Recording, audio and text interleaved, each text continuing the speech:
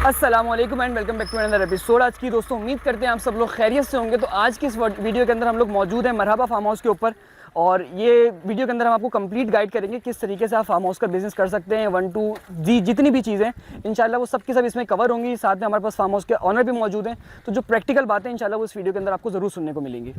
अस्सलाम वालेकुम नबील भाई, क्या हाल है आपके और कैसे मिजाज हैं? तो आज की जो इस वीडियो के अंदर आप हमें बताएंगे ना, वो A to Z सारी चीज़ें बताएंगे, जिसके अंदर इसकी कॉस्टिंग क्या आ रही है, इसमें टोटल खर्चा कितना आ रहा है और क्या क्या इन्वेस्टमेंट आ रही है, यानी कि ज़मीन का खर्चा, कंस्ट्रक्शन का खर्चा A to Z। तो शुरू करें आप। बिस्मिल्लाहिर्रहमानिर्रहीम, वालेकुम सलाम। पहले तो आपकी ऑडियंस को यहाँ लाने का मकसद ये है कि मैं उनको कंप्लीट डिटेल्स दूँ कि एक फार्म हाउस बनाने में ख़र्चा कितना आता है। ये सवाल बहुत ज़्यादा होता है। फिर उसके बाद दूसरी चीज़, इसका रिटर्न कितना है, और तीसरा मेन सवाल ये होता है कि भाई फार्म हाउस का काम कितने महीनों का काम है।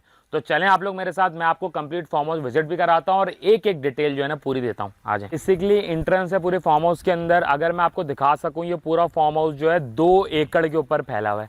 1 एकड़ आप तकरीबन समझें कि 4,500 स्क्वायर फीट होता है।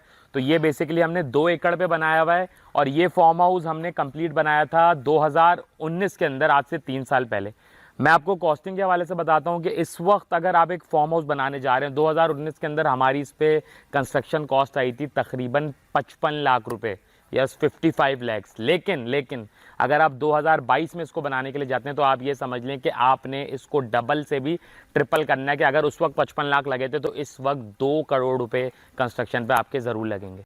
तो सबसे पहले बताएं, आपने जो हमें टोटल कॉस्ट बताई इसकी कंस्ट्रक्शन की, वो तकरीबन 50 लाख रुपए लगाई। तो 50 लाख रुपए ज़रा समझा सकते हैं कहाँ कहाँ पे लगी? बिल्कुल, मैं आपको 50 लाख का एक एक रुपये की कॉस्टिंग बताता हूँ कि किस तरीके से लगी है। मैं आपको बोलूँगा आए मेरे पीछे, मैं आपको दिखाता रहता हूँ। आ जाएँ। तो बेसिकली मैं आपको दिखाऊं कि ये हमारा पूरा गार्डन एरिया है। ये पूरा जो है बंजर था, हमने यहाँ से इसको बनाना स्टार्ट करा है। लेकिन मैं आपको चंद मेन चीज़ें बताता हूँ जिसमें सबसे ज़्यादा कॉस्टिंग लगी है, वो है हमारा स्विमिंग पूल एरिया। तो आ जाएँ, आपको स्विमिंग पूल दिखाता हूँ। अच्छा, ये जो है ना, ये हमारा स्विमिंग पूल एरिया है। ये एक हमारा छोटा पूल है बच्चों के लिए, ये एक हमारा बड़ा पूल है। जो बड़े पूल जो है ना, ये स्विमिंग पूल जो होते हैं ना, ये एक फार्म हाउस की सबसे ज़्यादा कॉस्टिंग लेते हैं। आप यकीन करें, आपके बजट का 50% जो है ना वो स्विमिंग पूल ले लेते हैं। इस स्विमिंग पूल का साइज़ जो है वो तकरीबन 60x30, 30x60 आई थिंक, हाँ यस 30x60 है। इसके अलावा इस स्विमिंग पूल के ऊपर 2019 में हमारी कॉस्ट आई थी तकरीबन 20 से 22 लाख रुपए की कॉस्ट। अच्छा, क्योंकि स्विमिंग पूल एक ऐसी चीज़ है कि पहले तो बहुत सारी ज़मीन जो है वो खोदनी पड़ती है, उसके अंदर कंक्रीट की वॉल्स बनती हैं, उसके अंदर सरिये खड़े होते हैं, फिर कंक्रीट डलती है, फिर टाइल्स लगते हैं, क्योंकि इसने पानी का बहुत सारा वेट बर्दाश्त करना होता है। अगर आपका स्विमिंग पूल लीक हो गया तो आपके फार्म हाउस में कुछ भी नहीं बचा।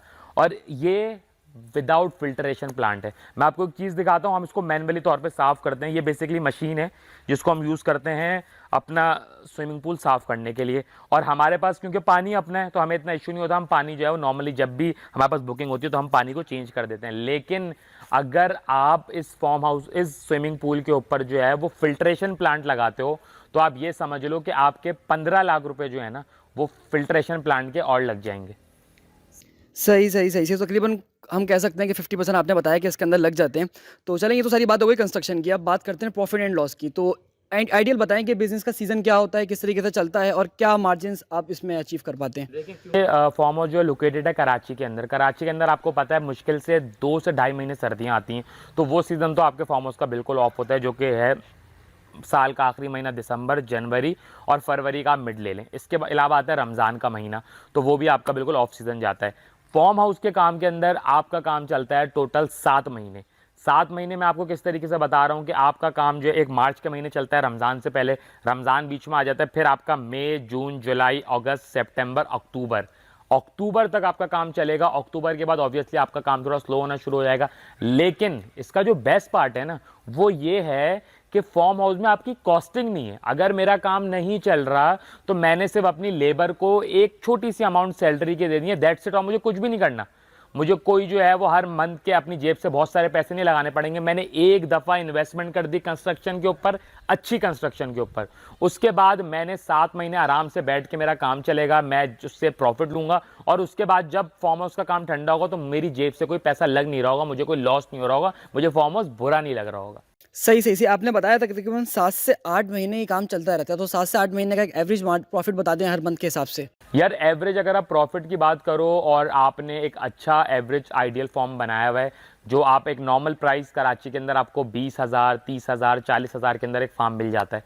तो आप ये समझो कि आप महीने के अंदर 2 से 2.5 लाख रुपए का प्रॉफिट जो है वो बना लेते हो। अच्छा, और बिजनेस मॉडल क्या होता है कि पार्टीज़ आती हैं आपके पास, तो पार्टीज़ किस टाइम पे आती हैं, क्या कॉस्टिंग उनसे आप लोग चार्ज करते हैं और उसमें आपका मार्जिन क्या बन जाता है? तो थोड़ी सी डिटेल और हो जाएगी तो अच्छा हो जाएगा। बेसिकली हमारा जो फार्म हाउस है इसके अंदर ऐसा हिसाब है कि हम सबसे पहले तो उसका मार्केटिंग का एक बजट होता है, एक छोटा सा बजट होता है मार्केटिंग का। मार्केटिंग के बजट से हमारे पास क्लाइंट्स आते हैं।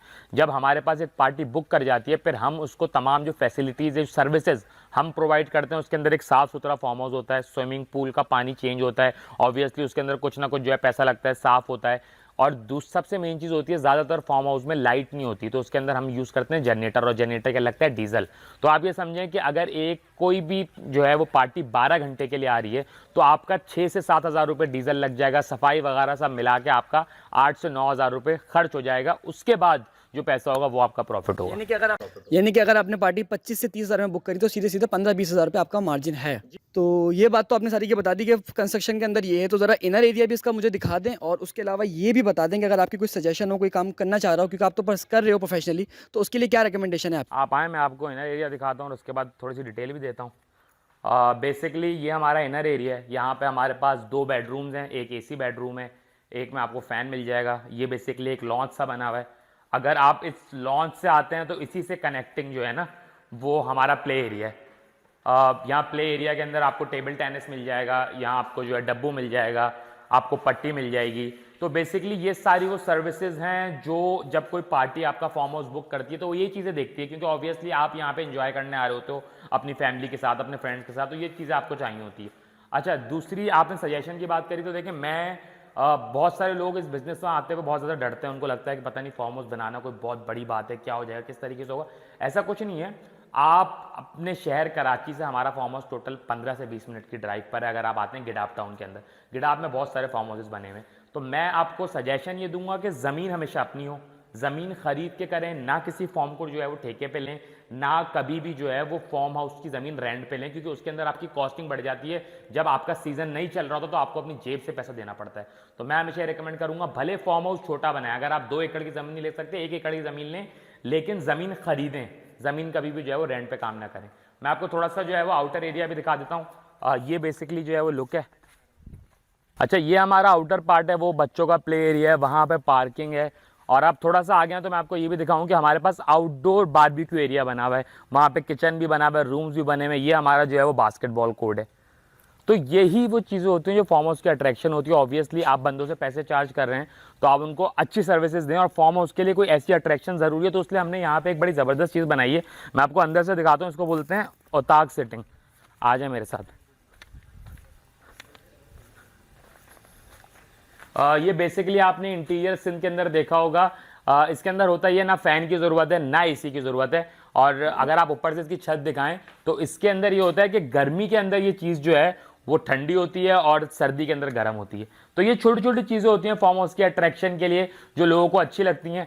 मैं पिछले 3 से 4 सालों से फार्म हाउस का काम कर रहा हूँ, तो मैं तो लोगों को ज़रूर रिकमेंड करूंगा कि इस तरफ आए, क्योंकि हम लोग चंद बिजनेस है उन्हीं के अंदर घुसते हैं, वही बिजनेस कर रहे होते हैं। तो मैं स्पेशली यंगस्टर्स को जरूर बोलूंगा कि भाई एक दफ़ा ज़रूर ट्राई करें, बहुत ज़बरदस्त काम है। नबील भाई, बड़ी अच्छी वीडियो, आपने सारी डिटेल गाइड दी। बस इसमें एक चीज़ इसमें और ऐड कर दें, अगर कोई अपने बिजनेस के साथ और भी कुछ करना चाहे, फॉर एग्जांपल कैटरिंग का काम करना चाहे और वो उससे भी मार्जिन लेना चाहे, क्योंकि जो भी पार्टीज आती है उनको खाने के लिए कुछ ना कुछ चाहिए। अच्छा, बेसिकली इसके अंदर ये एक चीज़ है, एडअप हम प्रोवाइड करते हैं।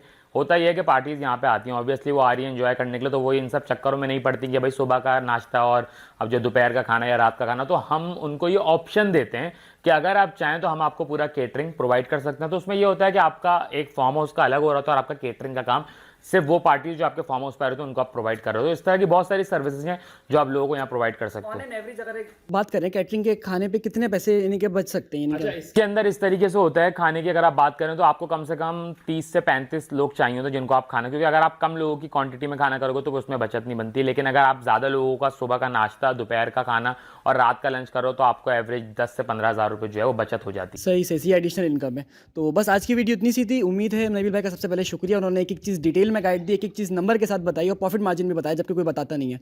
तो उम्मीद करते हैं आपको वीडियो समझ में आई होगी। अगर वीडियो समझ में आई तो चैनल को लाइक ज़रूर करेगा। मिलते हैं अपने नेक्स्ट एपिसोड में, तब तक के लिए अस्सलाम वालेकुम।